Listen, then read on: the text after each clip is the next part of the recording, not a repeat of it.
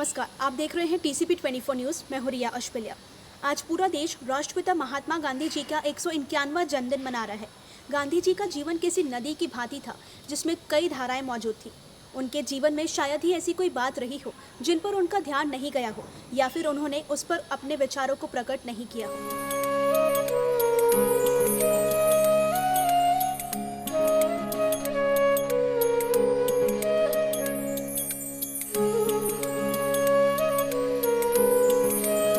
गांधी जी को महात्मा के नाम से सबसे पहले 1915 में राजवैद्य जीवराम कालिदास ने संबोधित किया था। गांधी जी को बापू कहकर संबोधित करने वाले प्रथम व्यक्ति उनके साबरमती आश्रम के शिष्य सुभाष चंद्र बोस थे, जिन्होंने 6 जुलाई 1944 में रेडियो से गांधी जी के नाम जारी प्रसारण में उन्हें राष्ट्रपिता कहकर संबोधित किया था।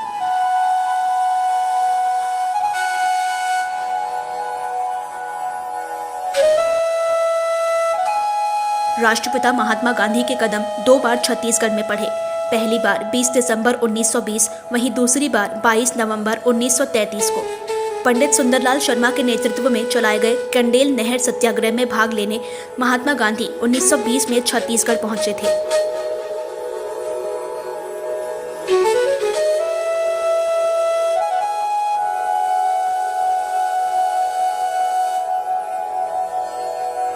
इस दौरान प्लेटफॉर्म पर पंडित रविशंकर शुक्ल, ठाकुर प्यारेलाल सिंह, सखाराम दुबे आदि ने उनका स्वागत किया। देशव्यापी हरिजनोद्धार अभियान की शुरुआत गांधी जी ने 1933 में छत्तीसगढ़ से ही की थी। उनकी यात्रा दुर्ग से शुरू हुई थी।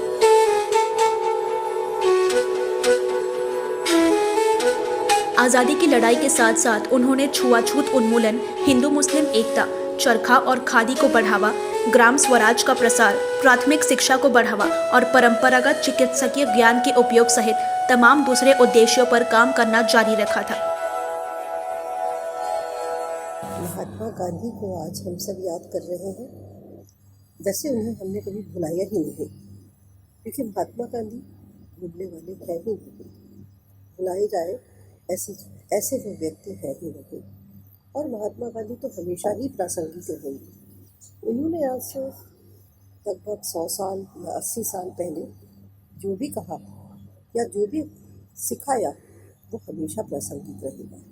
गांधी जी एक वकील की तरह से किस तरह के थे और किस तरह से वो उन्होंने क्या हमें संदेश अपनी वकालत के थ्रू देना चाहते हैं। जैसा कि हम सबको पता है कि आज के दौर में वकालत का जो प्रोफेशन है वो सबसे one among the booming profession है। बहुत ही ज़्यादा स्तर पे काफ़ी सारे बच्चे अभी वकालत कर रहे हैं और वकालत के प्रोफेशन में जाने की इच्छा रखते हैं। तो इसी संदर्भ में क्या गांधी जी के मार्गदर्शन पर चलकर वो एक अच्छे लॉयर बन सकते हैं? गांधी के डिग्रेड आपके और हमारे डिग्रेड करने से गांधी का कद नीचा नहीं होगा, क्योंकि हम लोग बहुत सामान्य लोग हैं।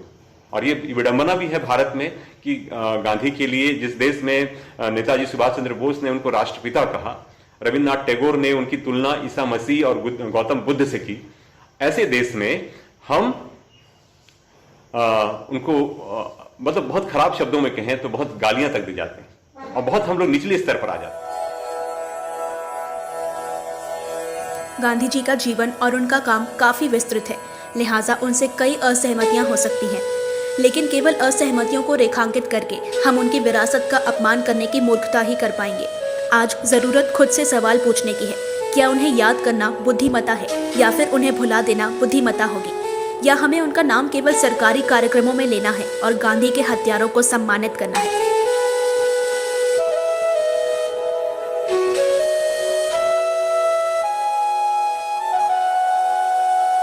अगर अभी भी इन सवालों पर विचार करने की गुंजाइश बची हो तो हमें इन मूर्खताओं पर सोचने की जरूरत है। टीसीपी 24 न्यूज़ के लिए महीन साहू की रिपोर्ट।